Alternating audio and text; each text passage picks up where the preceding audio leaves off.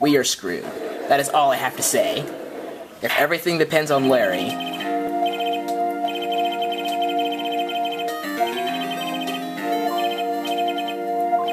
Please, Larry, don't mess this one up. I hate to admit it, but you're our last chance. Karma didn't even have time to prep his witness. I just hope Edward is right about this being our big break. Got one chance, Larry.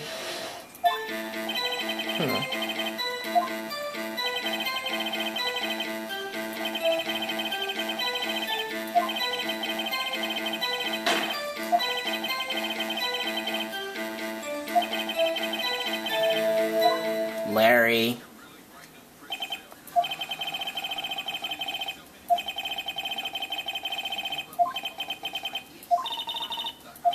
It's Larry. He's freaking Larry. Something's wrong here. No way to go but forward. Well, yeah. Technically, Edgeworth is still guilty, but whatever. We already know why he was on the boat, so we can skip that. Well, let's see. I figured it was out searching for about an hour. Guess it was around 12 p.m., yeah. You're not sure? Hey, don't give me that face! I'm not some sort of human sundial, okay? People use watches these days, Larry.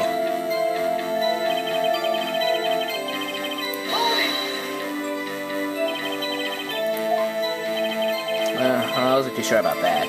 Looked around, you know. Did you look at the lake? Yeah, I looked. I looked out over the lake, but I didn't notice a boat.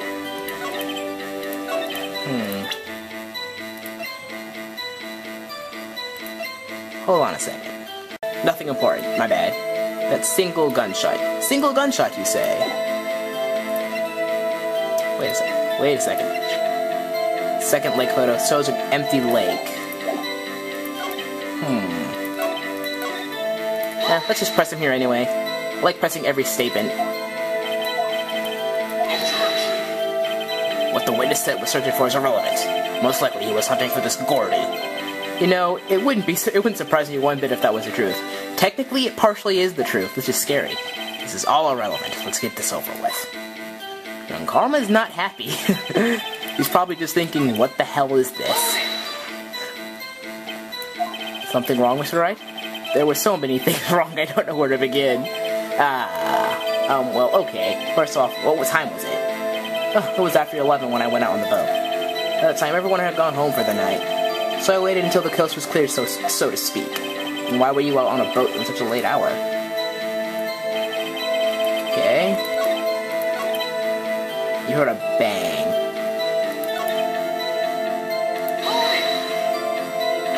Dude, wasn't there a boat on the lake? Yeah, that's a little strange. How could you not notice the boat? Order, order. Well, Mr. Butz? Whoa. Everybody just calm down, okay?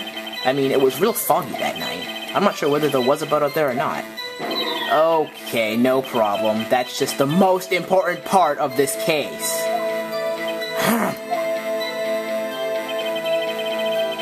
Single gunshot? Tisk, tisk, Larry. There's something wrong with that. Taken at 12:15. Fired 3 times. Nope, that was wrong. Blah, blah, blah. That contradicts this evidence. It does? I don't see anything contradictory. Huh? Really? Objection overruled. Try to think before you make accusations, Mr. Wright. Whoops, that didn't go so well. No, I thought I had that. So you only heard one bang, correct? Yeah. Huh.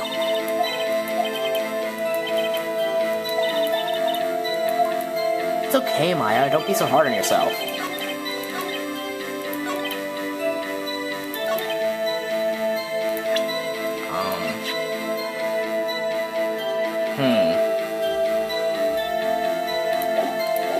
Wait a second. Okay. So he would be right about here, I think. And he's... Wow, no, I'm not doing so well. Speed.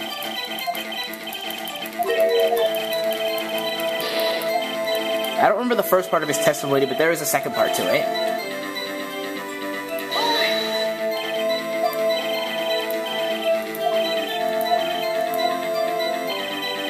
And freaking Larry, I don't know what to do. And he heard a single gunshot, which doesn't help.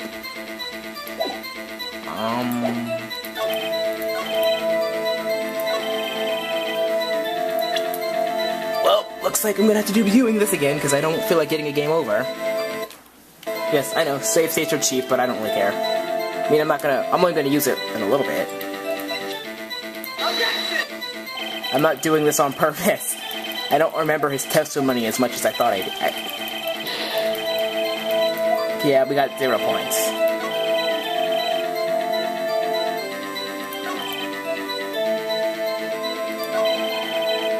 I think it's here, like a single gunshot, but I already did that, so that doesn't work. You don't need that. Oh, I think it's Lotta's testimony. Oh, that would make sense. Lotta's testimony makes sense. Wait a sec, Larry. What? You only heard one bang? You sure? That's what I said. But Miss Lotta Hart testified yesterday that she heard she heard 2 bangs. The old man just now said the same thing. They both heard 2 gunshots that night. Huh? Were you even listening?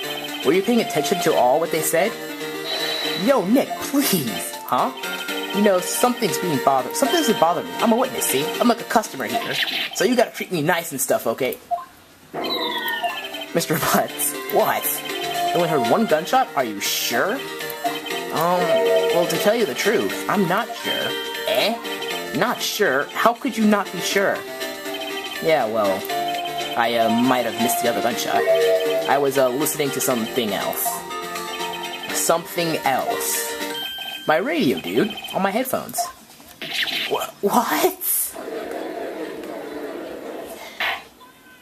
Order, and stop that booing. Mr. Butz, you were listening to a radio on earphones? Yeah, so what? That's a crime? I listen to my radio. Everyone listens to the radio. What's the big deal? Mr. Lancoma, your opinion? Waste of time. I do not accept this witness nor his shoddy testimony. Well, Mr. Wright, should he continue the testimony? Continue. Your Honor, please allow this witness to continue his testimony. Nothing is more pitiful than a lawyer who doesn't know when he's lost.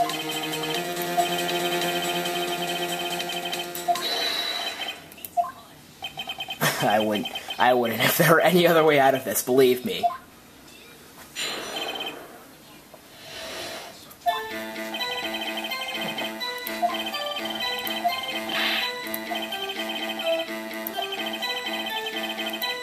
Huh. I remember this, partially. I remember 75% of this.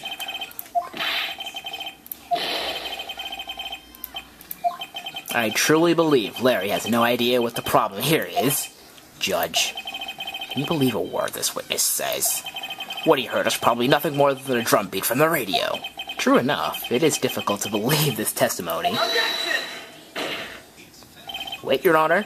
The witness said he remembers exactly what the DJ said when he heard the gunshot. Excuse me? DJ?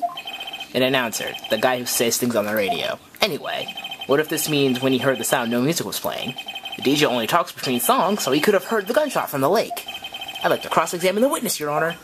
Very well, Mr. Wright.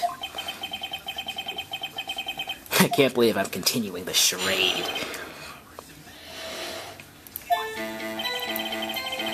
No fiancé. Let's express this statement. Objection. Mr. Wright, please cease these pointless questions. What possible good could knowing what a radio DJ said to us? Indeed, Mr. Von Karma has a point. I'll allow the question only if you see some reason we should care. We should care? We should care, Your Honor. Of course we should. Why? Well, how do you know if we don't ask him? Fine, very well. Mr. Butz, please testify to the court. What was the radio announcer saying when you heard the gunshot? Hey, it's almost Christmas. Almost Christmas? That's not what that was a bad idea. I jumped the gun on that one. I kind of jumped the gun on that one. Yeah. That was a bit shoddy on my part. I think it's this again. Like, just after midnight. Yep, I was right. Larry, are you absolutely sure what you're saying is correct? Huh? What's with the face? You look scary, dude. Hey, if you're trying to scare me, you better know I don't scare that easy. Something the matter, Mr. Wright? Your Honor, did you hear what the witness just said? He just said, hey, it's almost Christmas, when he heard the gunshot. Indeed, and almost Christmas means it wasn't Christmas. Do you realize what this means? When he heard the gunshot, it was still Christmas Eve. That would seem to be the case, yes. But that contradicts the two testimonies we have heard so far, Your Honor. Both Miss Harp and the old man said it was after midnight when they heard the shots. In other words, when they heard the gunshots, it was already Christmas. This is a clear contradiction, Your Honor. Order. Hold on. Hold on. Sorry, again. Something sort of not really important. What does this mean? The two prior witnesses heard a gunshot after midnight. However, this witness says he heard a gunshot before midnight? Judge, the answer is simple. Our current witness is plainly mistaken. Just look at him. Suspicious. What? Well, Mr. Wright, what do you think about Mr. Butz's claim that he heard the gunshot before midnight? Larry is right. Larry's not mistaken, Your Honor. He heard that gunshot before midnight. Intriguing. I'm assuming you have evidence for this wild claim. Show me evidence that there was a gunshot before midnight. Intriguingly enough, take that! Look at this photograph. This was taken by our witness yesterday, Miss Luttlehart, with her automatic camera. The timestamp in the photo reads December 24th, 11:50 p.m. Oh yeah? But there's nothing on the lake in this picture. Your Honor, the real issue here is not why nothing's shown in this photograph. It's why this photograph exists at all. What do you mean? Your Honor, this photograph was taken by an automatic camera. That camera was set to go off in response to loud noises. Ah! Correct. There was a loud noise on the lake at 11:50 p.m. That is why this photograph was taken. In other words, when Larry heard that gunshot, it was most definitely Christmas Eve. Indeed, it would have seemed that is the case. Then, where does that leave us? Miss Hart testified she heard the gunshot after midnight. Are you claiming she was mistaken? Not at all, Your Honor. It is a fact that this camera also triggered 15 minutes after midnight. Your Honor, that night there were two sets of gunshots, with a 25-minute pause between them. What now, Von Karma? Up yours. Why would this be? Oh. Don't be fooled, Judge. That camera was set to respond to loud noises. Yes? There is no proof that the loud noise at 11:58 p.m. was a gunshot. Why, the witness could have sneezed, triggering the camera. Hey, my nose was loud and clear that night, man. Clear. Well, Mr. Wright, there's no turning back now. Can you prove that the loud noise at 11:50 p.m. was indeed a gunshot? Please show the court evidence if you have any. It would have to be the gun, because it's been fired 3 times. This is my evidence. The murder weapon? Something about this pistol was bothering me, Your Honor. Both of the witnesses who testified yesterday heard 2 gunshots. However, the murder weapon was fired 3 times. When, then, was the last shot fired? Only now have I realized the truth. That 3rd shot was the shot Larry heard just before midnight. I was expecting the epic music to come on. Order. That would make sense of the evidence we've seen so far. However, this leaves me wondering exactly what did happen on that night at the lake. Exactly. If this is true, there were 2 sets of gunshots separated by 25 minutes. One at 11:50, another one 15 minutes after midnight. Why, I ask you? Why? Uh-oh, I better think of something quick. Wait a second. Gunshots separated by 25 minutes. Ah! I have it! Eureka!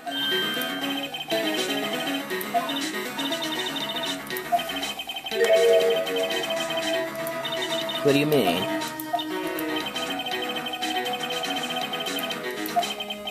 I've got a hunch and I'm going to run with it. I'm going to run with this too. Right, I mean, is this safe? Safe? We've already gotten a guilty verdict. We have nothing to lose. do? Your Honor? Yes, Mr. Wright? The testimony just now has cleared up this entire case.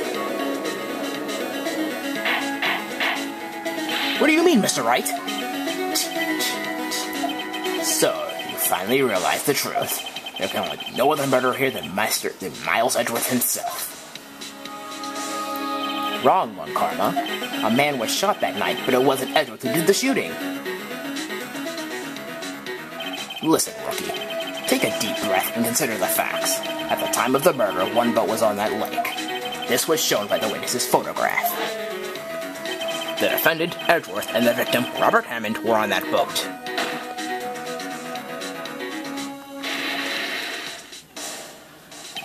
There was a gunshot fired on that boat, and Robert Hammond fell into the lake. The distance of shooting was 1 meter. It couldn't have been suicide. I'm hearing beeping. I hate interrupting this. Well, the guilty party has to be the other man on that boat. I admit it, it's hard to imagine any other possibility. Yes, but this assumes that the victim was shot 15 minutes after midnight. What do you mean by that, Mr. Wright? We have photographic evidence at the time of shooting. The timestamp on the photo says 00.15, not point. The layer hit a gunshot 25 minutes before that.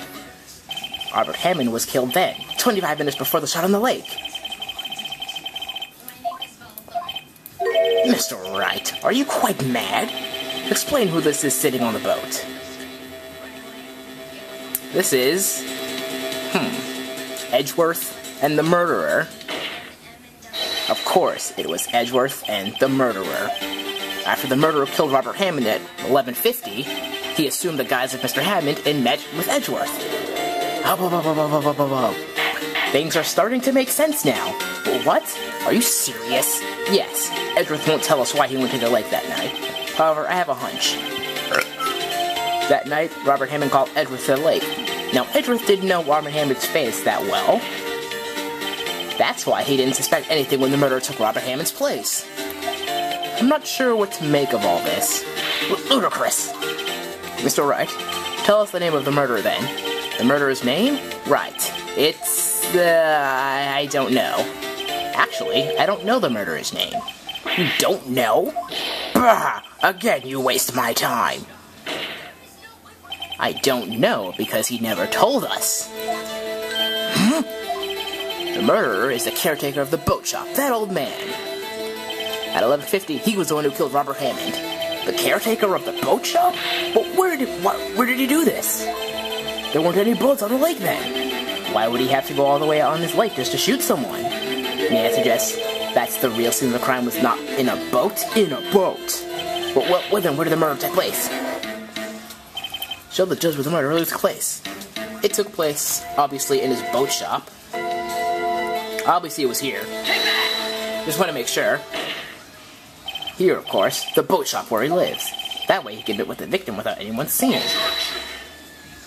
Do you have proof that the boat shop was the scene of the crime? Recall Larry's testimony, if you will. That's kind of cute. That night, he was out on the lake in the boat, searching for something. He finds it and returns to the boat. Then, just as he's starting to head for home, he hears a gunshot. He heard a gunshot, Your Honor, even though he was wearing headphones at the time. In other words, the gunshot was very, very close by. And where would that be if he just had returned to a boat? The boat shop! I'm waiting for the epic music. Mr. Wright, what happened that night on Gourd Lake? Please tell the court from the beginning. Yes, Your Honor. Not really. But I think if I start at the very beginning, and I take it slow, I might be able to figure this out. That night, the caretaker of the boat called Robert Hammond to his shop. Derpy face. This was around 11:50. That was when the gunshot the letter here was fired. After that, the caretaker put on Robert Hammond's coat. He became Robert Hammond. Then he got in the boat with Edgeworth and went out to the middle of the lake. Then who fired the pistol down by the boat, Mr. Wright? Of course, it was the murderer who shot the pistol. He shot twice. Both missed Edgeworth on purpose. Wait a minute. Yes? Why would he shoot twice if he didn't mean to hit anyone? Details.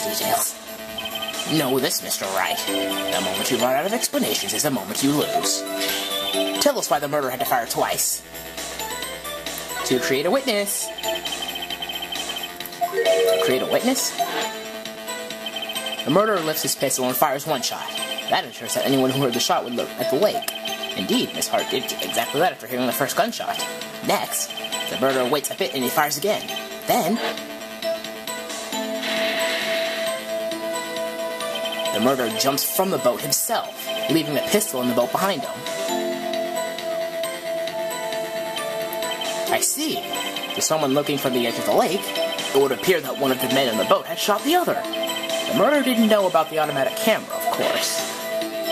That's why he shot twice to draw attention to the boat. Once you realize that, everything else falls into place. The boat shop caretaker swam back to his shop, and he put Mr. Haven's wet coat on the body, and he threw the body into the lake. This is what happened, Your Honor. These are the events that transpired that night on Gourd Lake.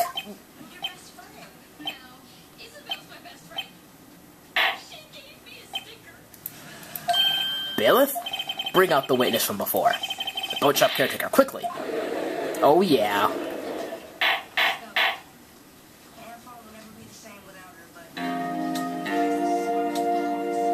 Very well. While we are waiting for the caretaker, I would like to ask the defendant, Miles Edgeworth, a few questions. Mr. Edgeworth, please take a stand. Mr. Edgeworth, you heard what the defense has said? Yes. Well, why did you go to the lake that night? What Wright has said was mostly correct. Astonishingly so, actually. Yes. Several days ago I received a letter. The letter was signed, Robert Hammond. He asked me to come to the boat shop at the lake on midnight on Christmas Eve. He said he had something very important to discuss with me. Something important? I'm sorry, I can't say what it was. Your Honor, sir! Bailiff, we are conducting a trial. I ask that you remain quiet. The witness has disappeared. He isn't at the boat shop either. What? What should I do? Find him, quickly! We cannot allow him to get away. Where'd he run off to?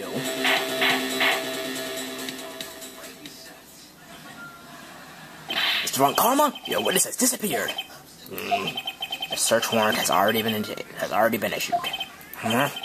Goes without saying that I cannot declare a verdict under these circumstances. I will extend the trial until tomorrow, the final day allowed. I request the police department utilize all its forces to find that witness. Am I understood? One more thing. Just who was that boat shop caretaker?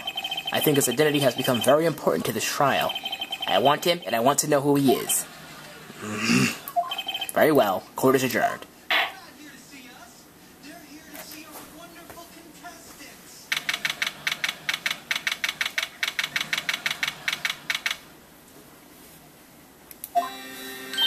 Yay, Nick, you did it! Yeah. Well, at least we got out from under that guilty verdict. And what about Larry? That was something else.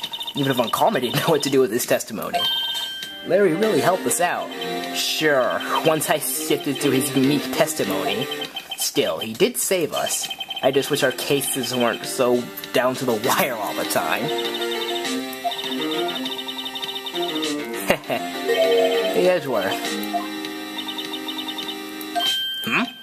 Did you say something? Don't look so pained.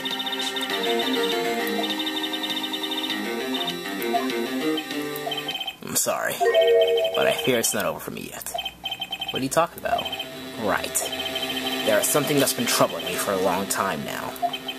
And I don't know whether or not to tell you. Edgeworth? No, there's so little time left. I want to tell you to get it off my chest, but... I can't make up my mind. What is this about, Edgeworth? It's a nightmare I've had. A memory of a crime that I committed. A crime you committed?